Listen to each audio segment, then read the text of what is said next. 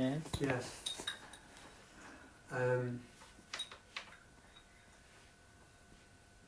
Probably about 4 weeks ago when we brought Donna, Yes. Lena and I, we had a discussion with you about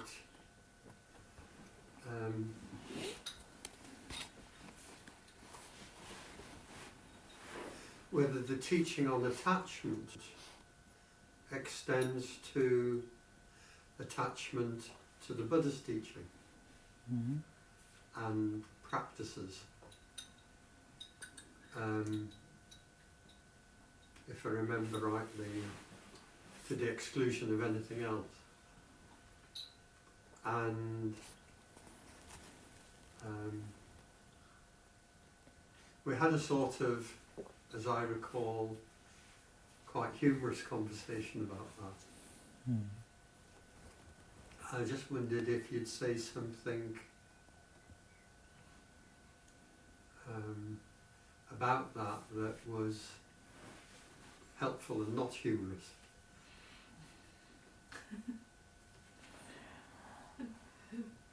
Believe it or not, I've thought about this because watching the disturbances in the American universities, where on the one side you've got extreme attachment to the Palestinian cause, and on the other hand you've got extreme attachment to the Israeli cause, or the Jewish cause, and that results in violence and distress.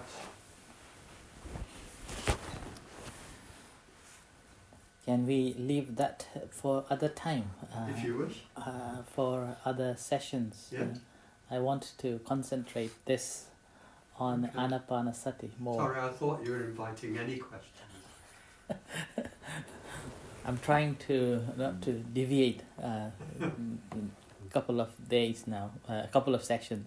Okay. I want to finish at least of this second Traitras for this coming our retreat. Okay. Okay. So, although it does have something to do with the attachment, and it's it coming in this Cittasankhara, the mental formation. It has something to do with the attachments, as this discourse I gave last week to read, the Cullavedallasutta, which is translated as shorter set up of questions and answers, and this is also sometimes translated as elaboration. Elaboration on a certain very specific topics. And that this discourse actually again starts off with the identity. And this identity simply created because of the attachment. Because of the attachment to the self. Yeah, and this attachment to the self starts from attachment to the body, feeling, perception, formation, and consciousness. When someone attached to that, either of one of these five, then basically create the identity. And then a person who knows that these five aggregates are, in fact, is not me and mine. This is not me and mine. Then this wise person, what happens that he will understand the four noble truths. Right? When somebody understood in that way, what happens is that there will be no conflicts. And in relation to that, again, in order to understand further more detail how one can develop to be a wise one, and there are another two discourses come, and if you're interested, if I remember correctly, then that's I think 47 and 49. So 46 and 47, I think. That actually teaches how to develop that wiseness. Okay? And that wiseness is basically to understand that not having any attachment to this 5 aggregates. Like that. And the moment when we don't have that, then there is no identity. When there is no identity, then you're not creating any conflicts with anyone. You will be accepting everybody in the same states of we are all. And this again from the fourth one from the second tetra. Now let's say third one in the second tetra. Actually, it is talking about understanding the true self. And that's why moment when we attain this mind into that state of equanimity as well as the samadhi, the contemplated states of the mind, that time we able to understand this 5 aggregate in the one way only. That's a consciousness, not the rupa, not the body, not the feeling, not the perception, and there is no formation. There's only knower, the mind, mental state. From there, that state actually seeing everything in that state. So that's why, if you remember, in the past I used to say that if you want to know the development of your meditation, check the 4 Brahma Viharas. Kindness, compassion, sympathetic joy, and equanimity. That comes because you have seen your own mind, your state of the mind. And so that you are relating, and now here, this is the relationship now. From that state, you will be able to expanding your understanding into everything is just like open, everything is just like related. We are all one, not anybody else, not differentiating one another. It's just become a one. And then from that stage, again, when you contemplate further on to that, having this openness or everything is just a oneness, and there is again another state comes, just a knower again, the refined mental state. Refined mental state. So that's actually, it comes later on we can discuss that further on on that as well. So that's why although it's related to what you asked on that, but I do not want to go in that way, but try to come to this the Anapanasati. So that's why try to relate on that. So, any other things on this?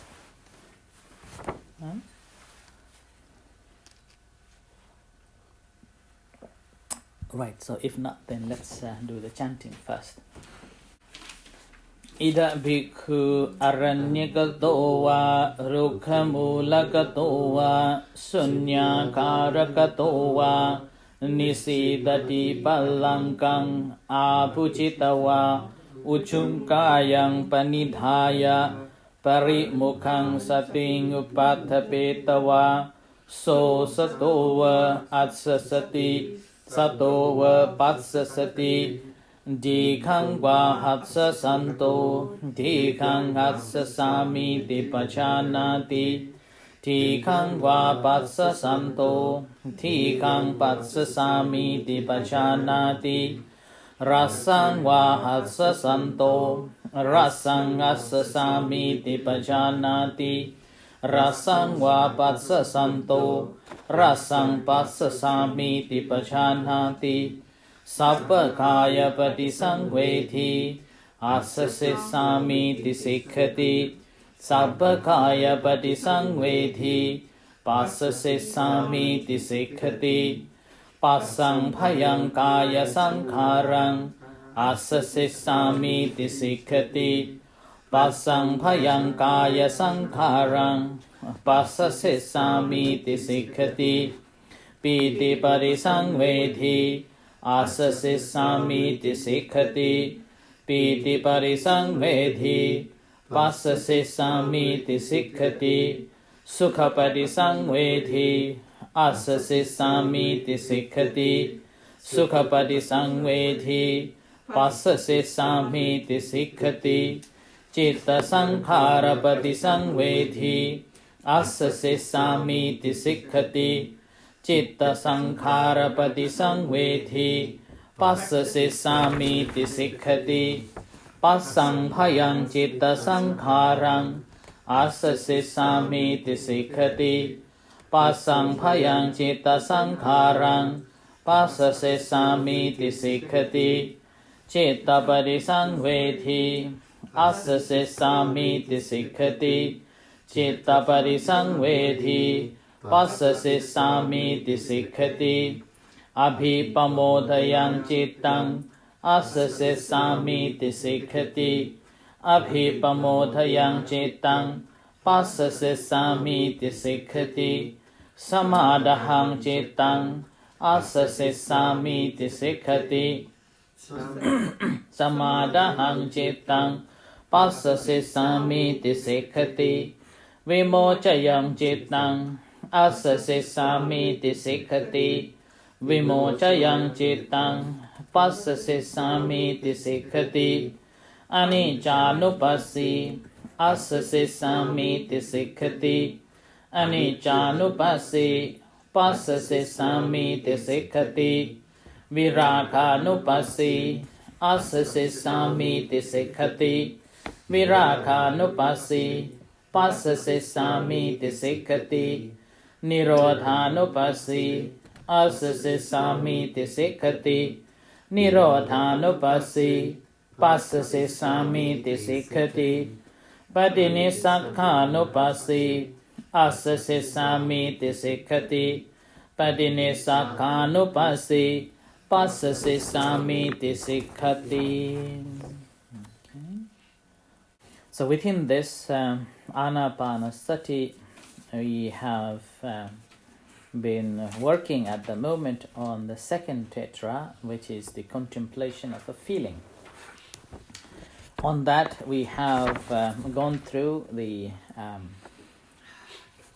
rapture or the piti padisangveti. So that's basically ability to experience the piti, the rapture, and also experience of the pleasure or the happiness. And this happiness is not about the bodily happiness, but the mental contentment or mental happiness or pleasure born from the mental satisfaction. Now, when we understand these two, rapture and this sukha or the happiness, in fact, at that moment, we will be able to see the mental creation or that conditioning the mind to arise, right? That we discussed on that. So in relation to that, I wanted to read this another discourse which I mentioned last week. In simply to understand the feeling and the perception and how this mind arises, so that it's easier to understand or gaining a further development of the equanimous mind, equanimity, and then able to let it be. Okay. Now, I believe Tushara have read. Do you want to share something? Or before that, actually, Winnie asked on the Vedana for a long time, a long time ago, and I stopped not answering that on a Vedana at that time, simply to wait until this moment. Now, during this sessions and that we have been discussing, Winnie, do you have any thoughts on that, or you want to add or share your thoughts, or you understood so far? We've been discussing on this section. I can't remember the question, Ajahn. That's why I asked the question. I thought Ajahn would forget. Okay. So your question was how Vedana arises and how can the Vedana be stopped? And is it possible to stop the Vedana? So that was your question, and that were your question. Okay. What are the answers now? You can't stop the Vedana, but you can stop after that, your perception on it. So, Tusara is saying you can't stop the Vedana.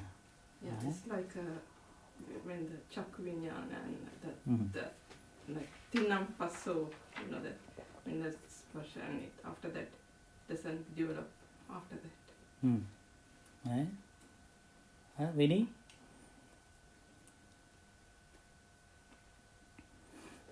It arises. So If three things coming to meet in one place. So Tinnam Sankati Passo starts. So then Vedana arises. There's no way to stop it. Okay. So in that case, I want you to go back and read this sutta again, Cullavedallasutta, so you will realize. Okay. However, I will go straight to Vedana, a feeling. Okay. Okay. On the third page of this that Tusara printed out. Okay. So not on third page, sorry. I have to go further on.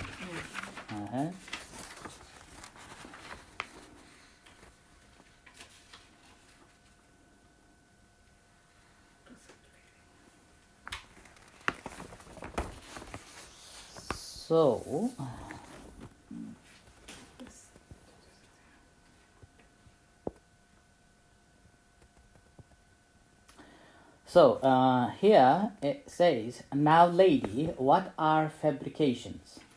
Okay, so this is on the fourth page, in the middle of the fourth page of this one.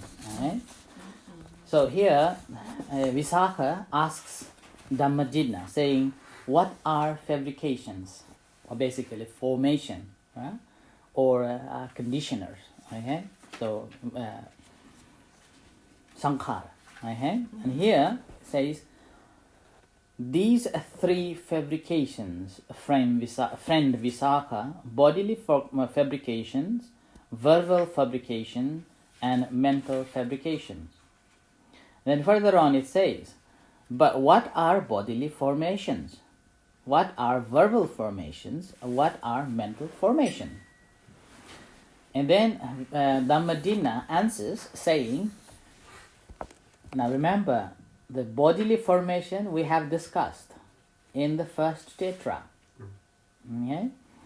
And then this verbal formation or fabrication, we did not touch that because we understood it along the way that we were practicing. But here, in this discourse, Dhammajina explains what are they. And now when you read it, then you read, that is. Okay? So, it says, in and out breath are bodily fabrication. Right? Directed thought and evaluation are a verbal fabrication. Vitakka vichara is verbal fabrication. Right? And then perception and feelings are mental formation. Right? So remember, perception and feelings are mental formation. So further, Visakha asks, but why are in and out breaths bodily fabrication? Why are directed thought and evaluation verbal fabrications why are perception and feelings a mental fabrication? Yeah? So sankhara, this is in a functional way, and this is related to, and this you can relate to the dependent origination. Okay? So here, basically talking about bodily formation, verbal formation, and mental formation. Dhammadina further explains, saying, in and out breaths are bodily. These are things tied up with the body. So this is body in the body now. Yeah? One part of the body in the entire body. So that's why it is bodily formation, and which we discussed, if I remember correctly, 4 weeks on that. Right? 4 weeks on that.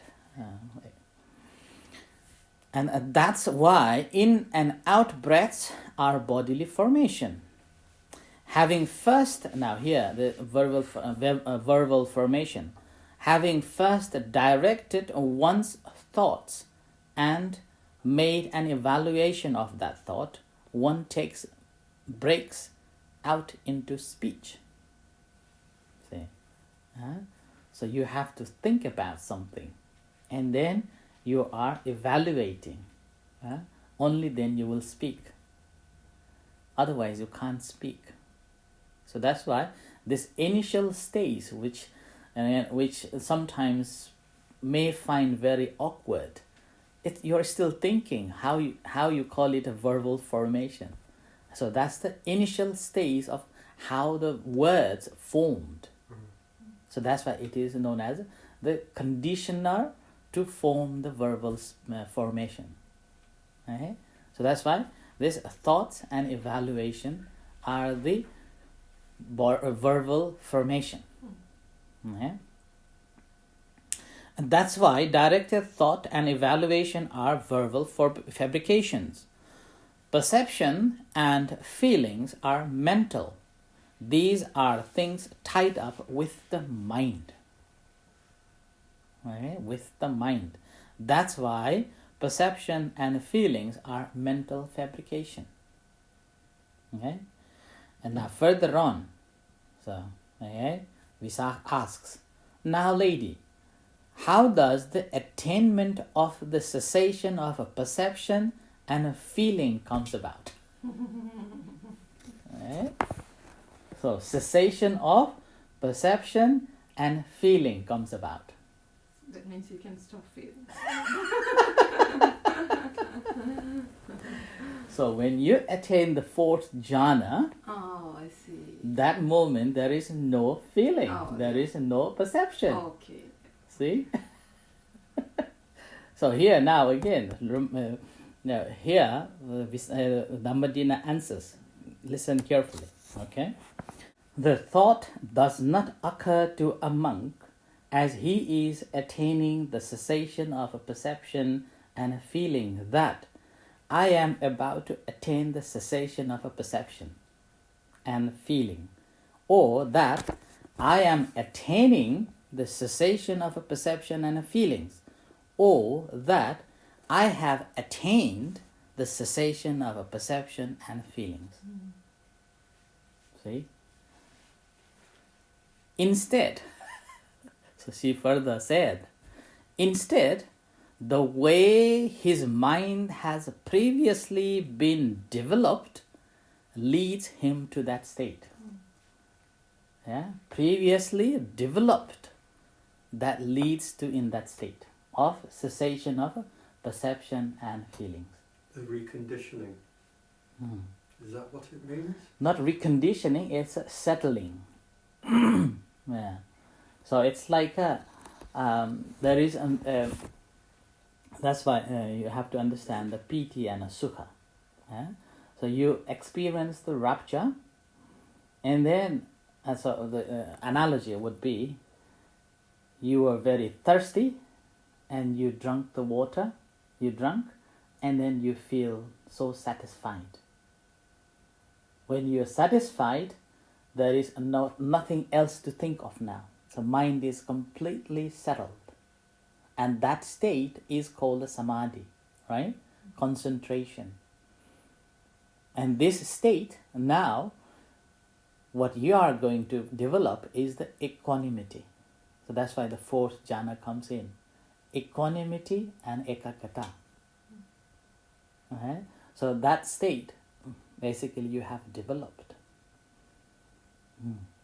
Right? And that state, it doesn't have feeling. It doesn't have perceptions. And that's why in that stage, sometimes it is also known as there is no sati or mindfulness, awareness. It's just stillness. Just stops. Is that not the same as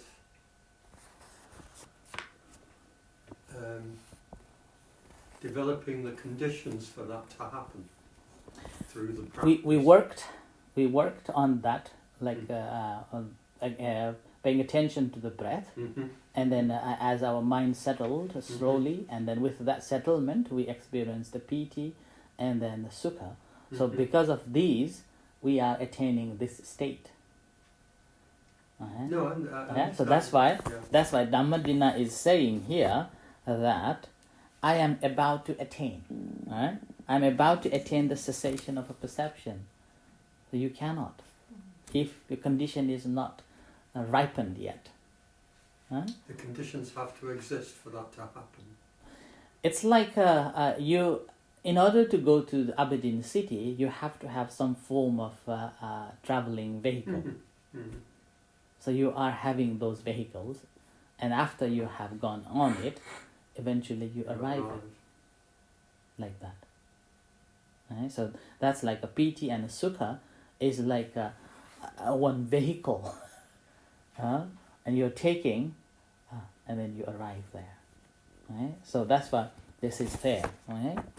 And further on, she mentioned further on.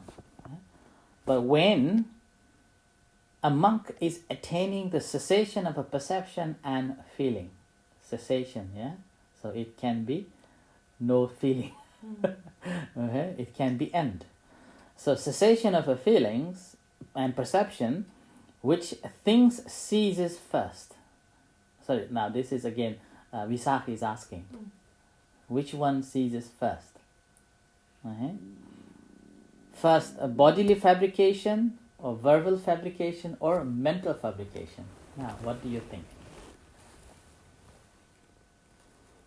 What should go first? Body, verbal, and mental.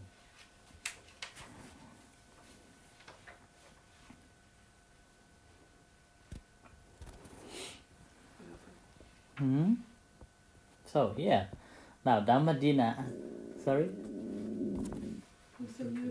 That's me. David, want to say something?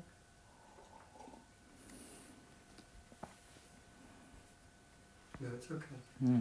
So, this is very interesting approach actually, which normally we do not think. We will be thinking that when we are doing something, first we think, right? And then we do. And here, quite strange that first the verbal speech tranquilized. Verbal fabrication will cease. Okay? So here, let me read. When a monk is attaining the cessation of a perception and a feeling, verbal fabrication ceases first. Okay? Then bodily fabrication, then mental fabrication. Okay. So that's why here we have to remember vitakka vichara, okay? Initial thought and evaluation. So these are the two factors which is known as verbal fabrication that creates the speech. When we are meditating, so this moment, our thinking, so we have left the breath now. Suppose we are using the breath. Right? We are not worried about the breath, which I mentioned last week. We are not concerned of the breath. We have left the breath. Breath is no more existence there, completely gone. Right? So that is, verbally, we are free from that. So that's how we have attained the first jhana. Okay? And then with that attainment, then the second is the bodily fabrication ceases, and then that eventually comes to the mental state.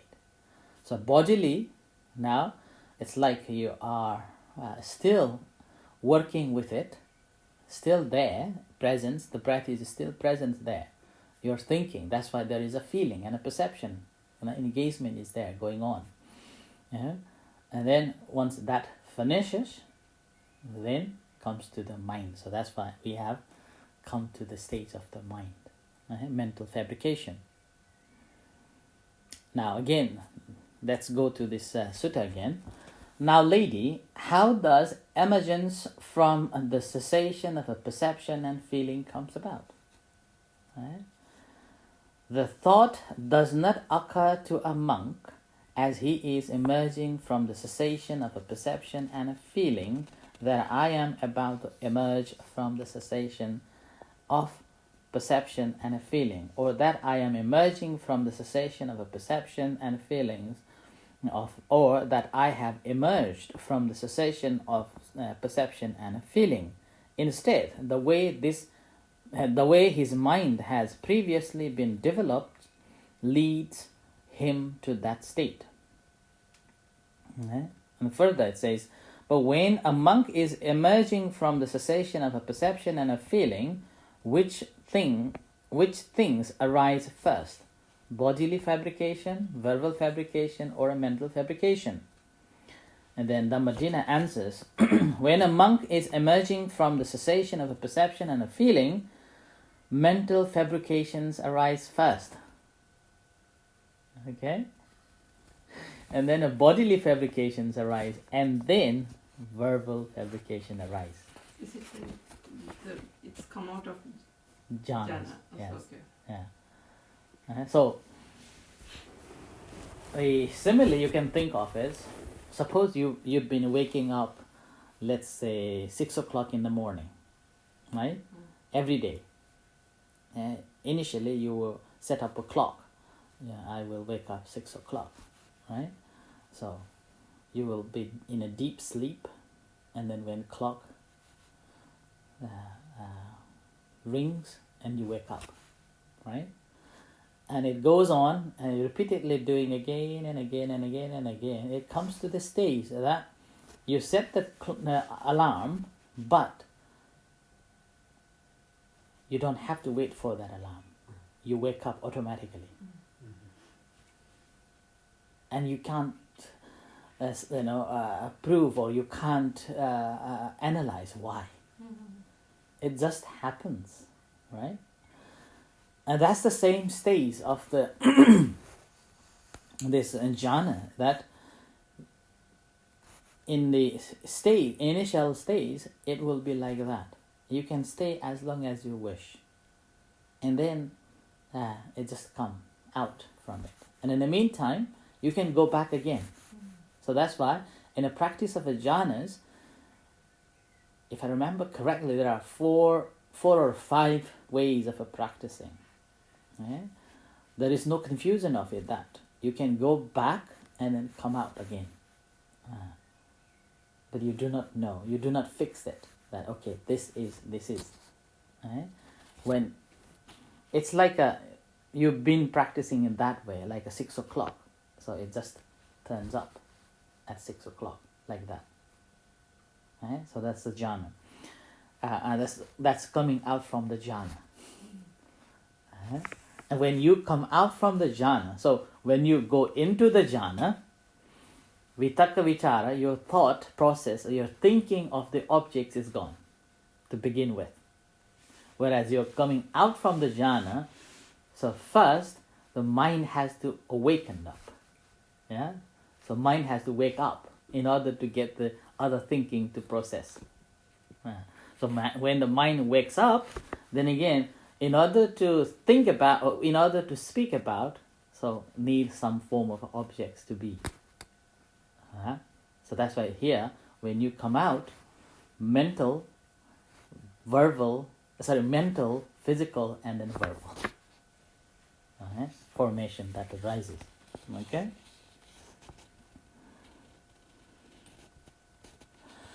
Now further on, when a monk has emerged from the cessation of perception and a feeling, how many contacts make contact? So when you wake up, how many contacts do you think you can think of? So that's how the feeling comes now. Yeah? How many contacts comes? At once, or just... It just comes, okay? So now let me go to this one. When a monk has emerged from the cessation of a perception and a feeling, 3 contacts make contact. Contact with emptiness, contact with the signless, and contact with undirected. Right? Do you know what these means? No.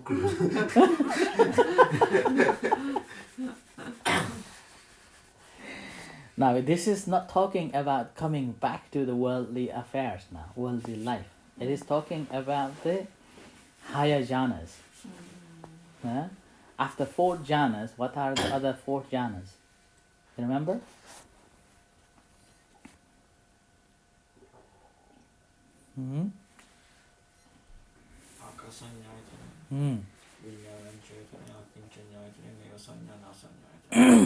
Yeah.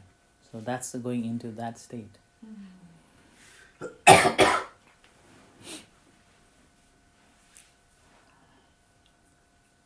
But however, when we look at, when we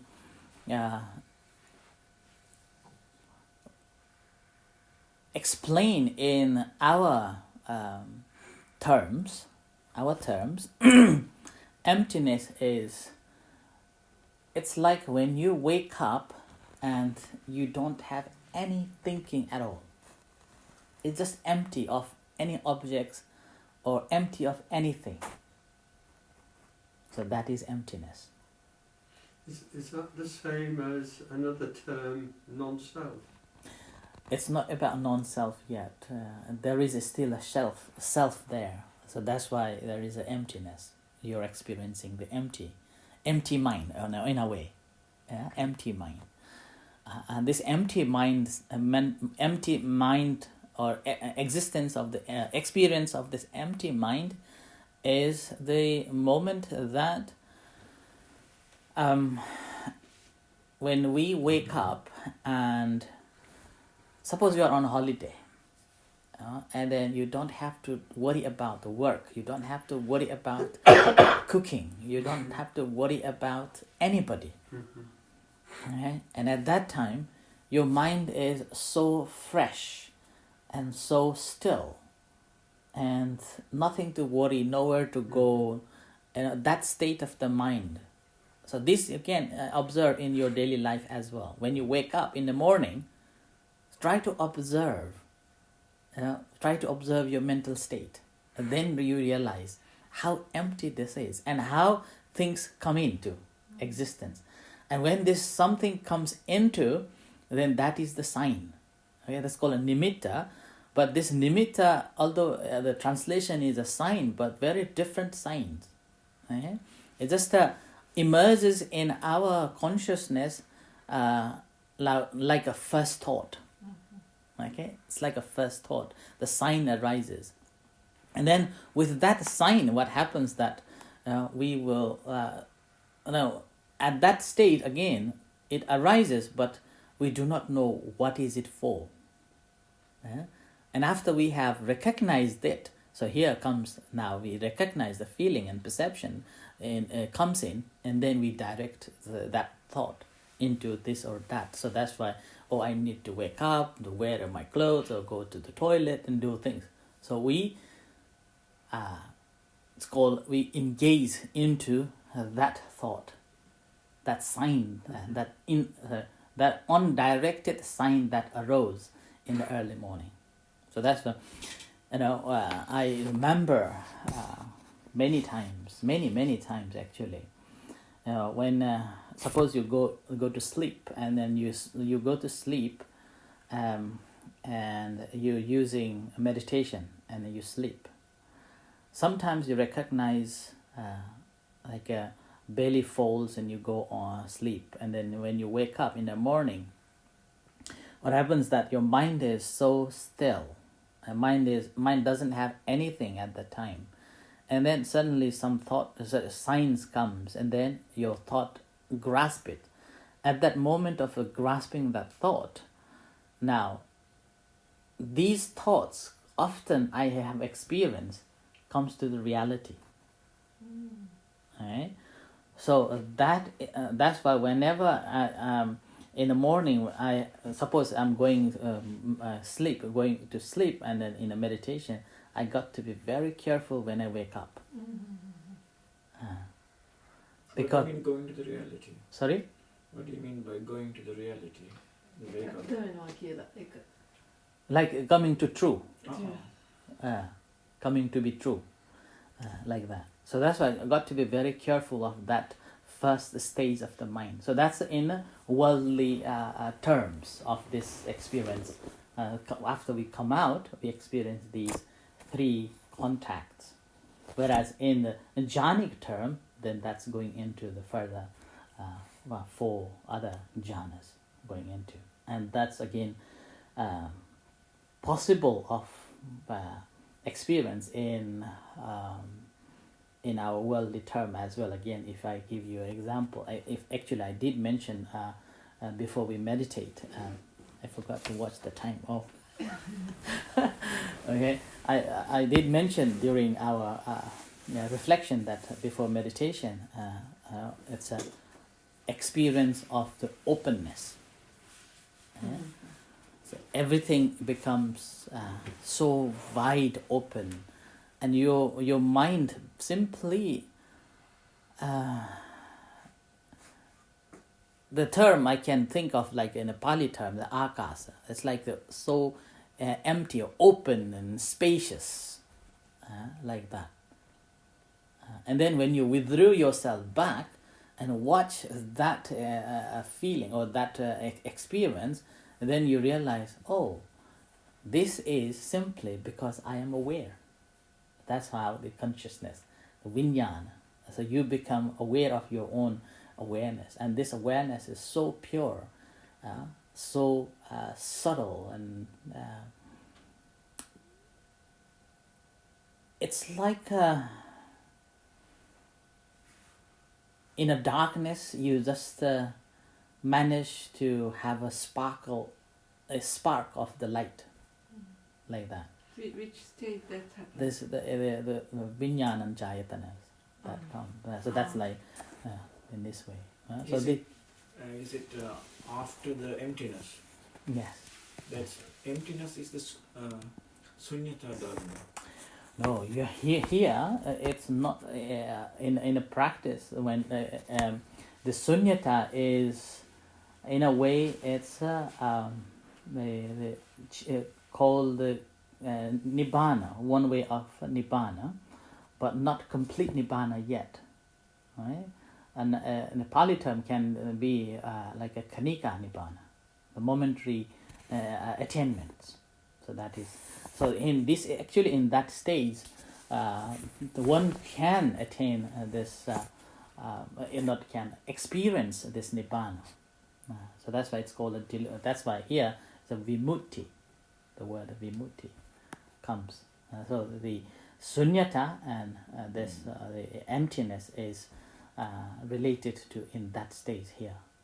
Right? Anyway, I'm going too far. Okay. Okay, let me read further one until I haven't finished the feeling yet. It's already 9 o'clock. But okay, I will read just another. Okay, and then further, Visakha says, when a monk has emerged from the cessation of a perception and a feeling, lady, to what does his mind lean? Right? So what does his mind lean? So here now, okay, to what does it tend? To what does it incline?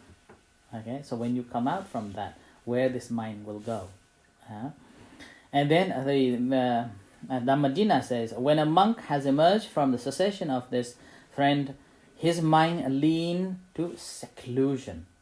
See? Okay? And then tend to seclusion, incline to seclusion. Viveka. Yeah? So, this Viveka, again now, mind has come out from the world affairs now. Viveka here is kilesa. Right? So, coming out from that.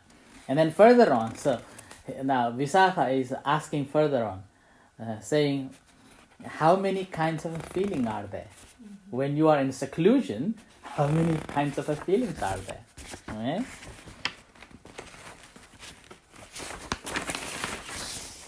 And then there are three types. So, pleasant feeling, unpleasant feeling, and neutral feeling.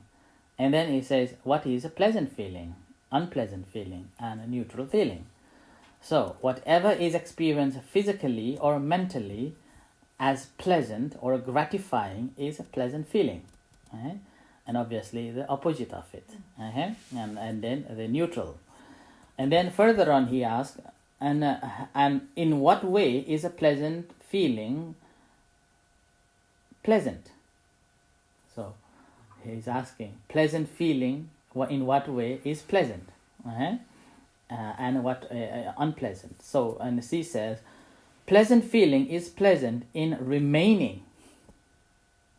In remaining, and painful in clinging. Painful feeling is painful in remaining and pleasant in changing. Neither neutrality in occurring together with knowledge, and painful in occurrence with the knowledge. What obsession gets obsessed with pleasant feeling, and painful feeling and neutral feeling. Passion, obsession gets obsessed with a pleasant feeling. Resistance, obsession gets obsessed with a painful feeling, and ignorant, obsessed gets obsessed with neither pleasant nor painful feeling. So this is basically giving a counterpart. Counterpart of that each feelings. Goes on, actually you can go back and read, goes on and on and on. He will ask a counterpart, until he goes on to saying, what is after Nibbana? Okay? He asks, after Nibbana, what is the counterpart of the Nibbana? And here, when he asks, what is the after Nibbana? Do you know why he asked that question? And do you know what Dhammadina answers? So Dhammadina answers in this way. You have gone too far. You have gone too far. You can't keep holding on up to the limit of a question. For the holy life gains a footing in unbinding. So that's a Nibbana. Culminates in unbinding. Has unbinding as its final end. See? Do you know why she answered in that way? And further on she said, if you wish, go to the Blessed One and ask him the meaning of these things. Do you know why she told him in this way? Because he will then because he's anagami and then go. That's the point. Yeah. He was anagami, whereas the Dhammadina was an arahat. So in this case, also confirms that when you haven't attained, there will be a countless question, and that cannot be satisfied by answering. Okay? You have to experience it. So that's why Visakha said, you have gone too far. Because he hasn't attained it. So that's why he was just trying to find what after what at what. It's like a child asking someone a question, countless question, that you cannot answer, and he will not take it like that. So Dhammadina answer at the end that there is nothing beyond the Nibbana, but he asked what after the Nibbana because he hasn't attained it. There is still self exists. Yeah? There's still that self of something still there. Right? So you can go back and read again the complete form of this feeling and perception. So the answer is, right, you can end the feeling and perception. Okay? So there is a moment of no feeling and no perceptions. Okay. Right. So in that case, actually, we have done this third one from the tetra, second tetra. Okay. So that is, he trains himself to breathe in sensitive to mental processes and to breathe out sensitive to mental processes. Now further on, if you want to deepen your understanding, so you can go and read the another discourse 111. Okay. When it says chitta here, is it consciousness? Consciousness. Yeah. One. It's not an entire consciousness, but just one consciousness. Okay. That's why it's called a Cittasankhara. So that's why, in order to arise a one chitta or one consciousness, you have to have two factors coming together. That's a feeling and perception. Okay. When these two comes, so that moment, then this consciousness arises. So that's why in Abhidhamma, if you look at from Abhidhamma, chitta will never be alone without the cetasikas. So always the more than one cetasikas needs to be present to have the one chitta to arise. So when it's they are together here, is it not? Is it together? Yeah, it's together here. That's why when we are talking about mental fabrication or mental formation or Cittasankhara, so we have to understand that one Cittasankhara is the feeling and perception. So that's why in order to understand this one Cittasankhara, we have to understand the piti and sukha. Yeah? When we understand the piti and sukha, then Cittasankhara obviously become visible there.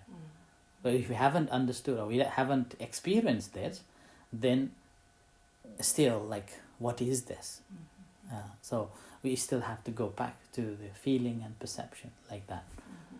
Whereas when we experience the sukha, at that moment, we see that sukha and experiencing this sukha and that we perceive it, that actually creating this mind. So that moment you realize the arising of this mind. And when you understand this arising of the mind, then you understand this raga or this lustful mind, the hatred mind, or the moha, the ignorant mind, the still mind, like that. These 16 minds you recognize from there. Okay? Otherwise, we're just playing. We always think that our meditation is when we are attached, when we are having this breath or object of a meditation, we are meditating. In fact, we have to give up that one. The breath, let's say from this one, breath is just in the background, just helping us. We don't think of that. If you are thinking, it's still vachi sankhara, right? It's still verbal fabrication.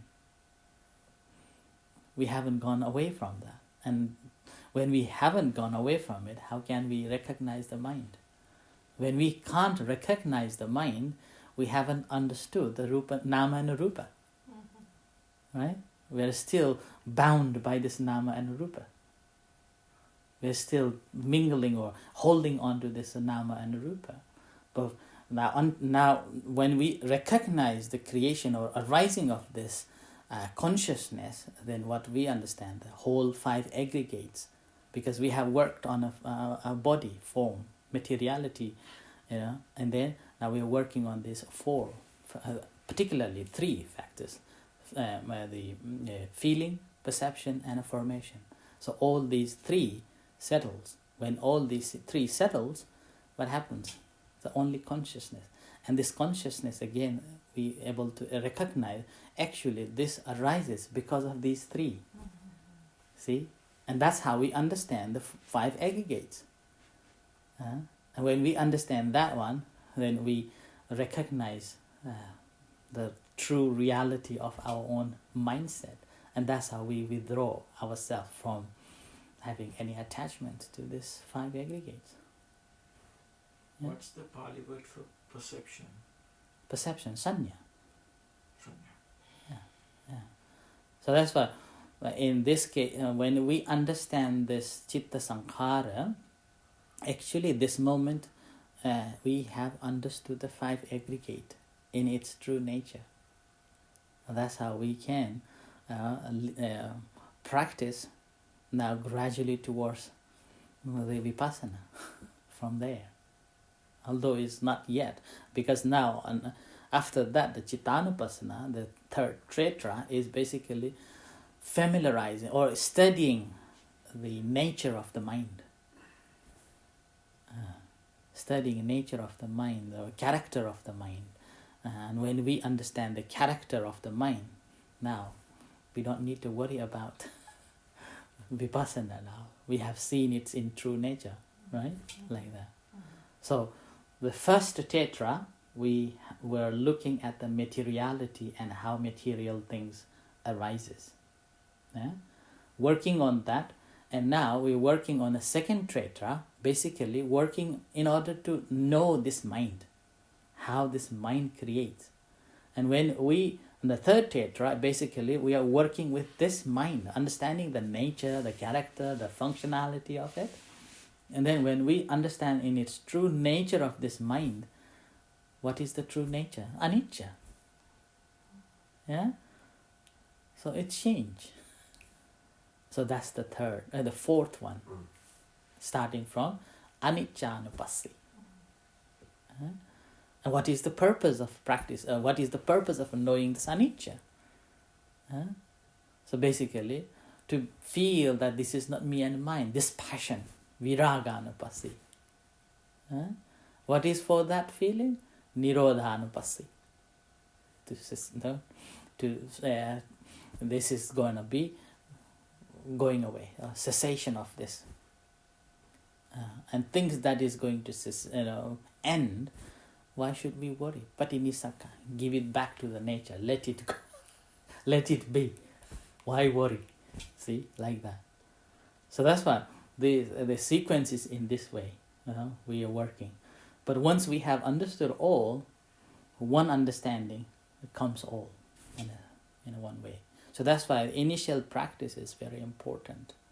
The first tetra and the second tetra is very, very important in order to understand the third and the fourth one. Okay? Okay. I think we have gone already 15 minutes more than usual. Okay. Right, let's practice loving kindness meditation to finish up.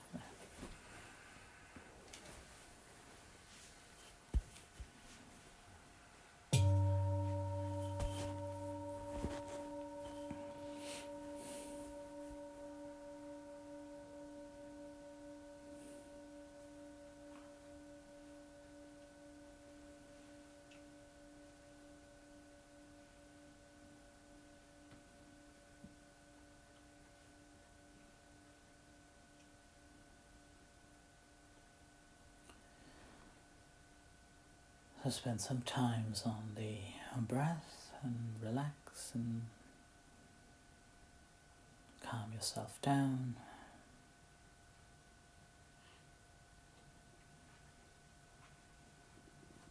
And spend some time reflecting on today's session.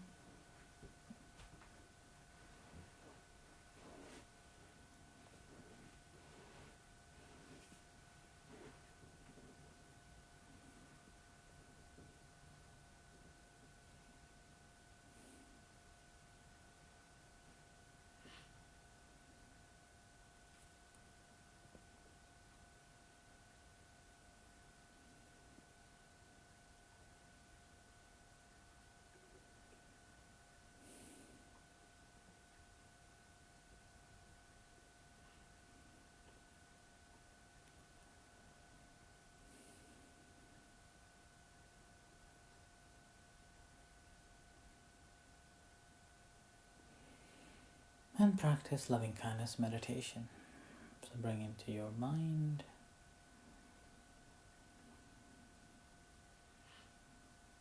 feel the heartbeat, allowing yourself to be happy, at peace, free from suffering.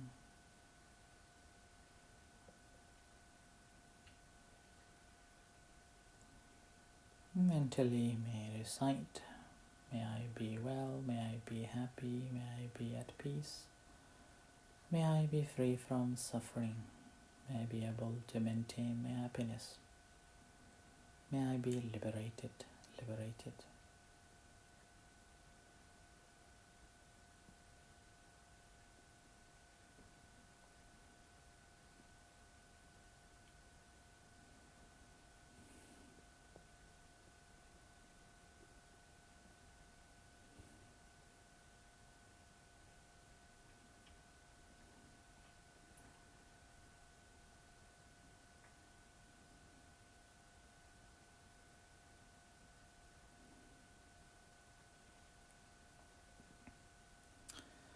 And similarly, sharing loving kindness and compassion to all other sentient beings, starting from near dear one, whatever beings there are.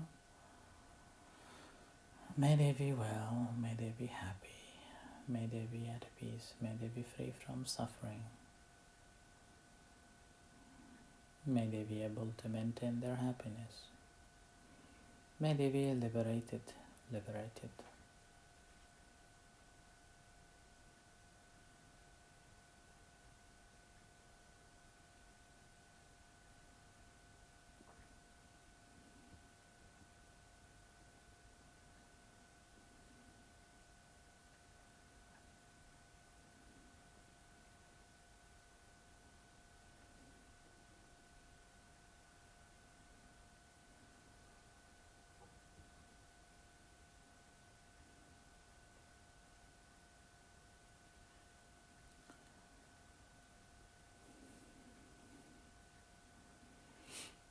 Now bring your attention back to body.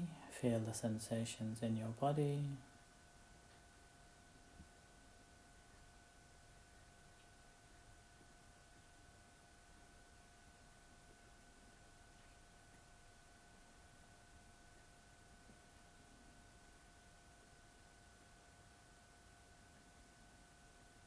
And bring your attention to your eyes. Getting intention to open your eyes and come out from the practice as you hear the gong. And reflect for a few moments.